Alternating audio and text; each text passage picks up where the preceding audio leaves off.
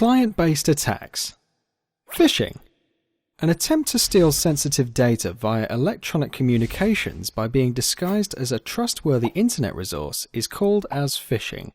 Phishing can be done by either of the following methods: redirection using localhost, redirection using server, base64 encoding, host file manipulation, and full screen API.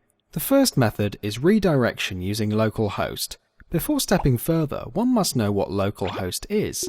Localhost refers to the default name of the computer, that is 127.0.0.1, which is also called the local host or loopback address. Each system has a distinct system name, say System 1, and a unique IP address, say for instance 192.168.1.9. To make a system act as a server, one needs to install XAMPP. XAMPP is a cross-platform server stack consisting of a mail server, file server, web server, and a database server. Once installed, the XAMPP control panel can be opened. This now allows starting the Apache server, which will make your system act as a web server. As seen earlier, a web server is the one responsible for handling requests and responses. Let us see what happens when we type www.gmail.com into the browser. The request is handled by the DNS server, which translates the hostname to the IP address and redirects the request to the corresponding server. The server holds many files from which the default index.html file is fetched as the response. Similarly, when we type in localhost in the browser, the request is handled by a server running on the same system called the local host. This displays the XAMPP page as a response fetching its contents from the htdocs folder in the XAMPP server.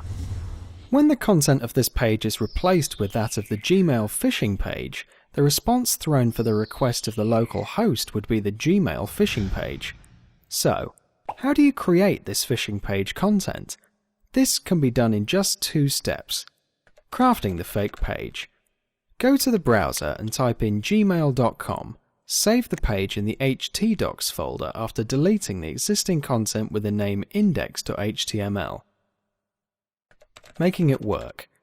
Open Notepad, paste this piece of code, save it as mail.php in the htdocs folder. Thus your phishing page content is ready.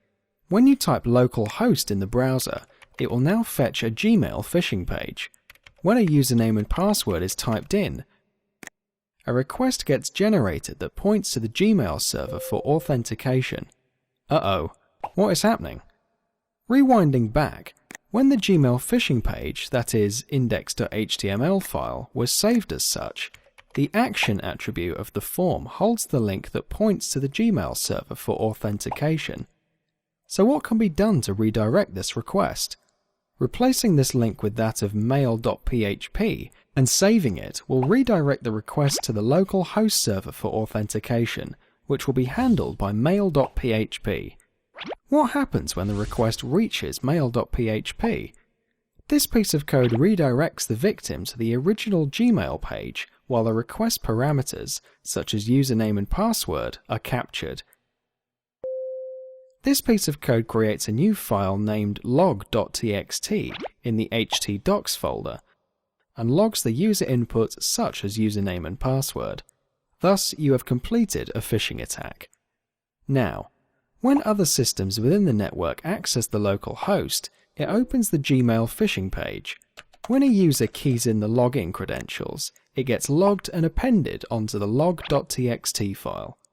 Similarly, when the other systems, say System 2 and System 3, keys in their login credentials, the data gets logged and appended to the log.txt file. Redirection using server. This system, which is acting as a server in the LAN, can be connected to the internet directly without address translation. Now, share your IP address with the victim. When the victim accesses your IP, it leads them to the phishing page hosted on your system.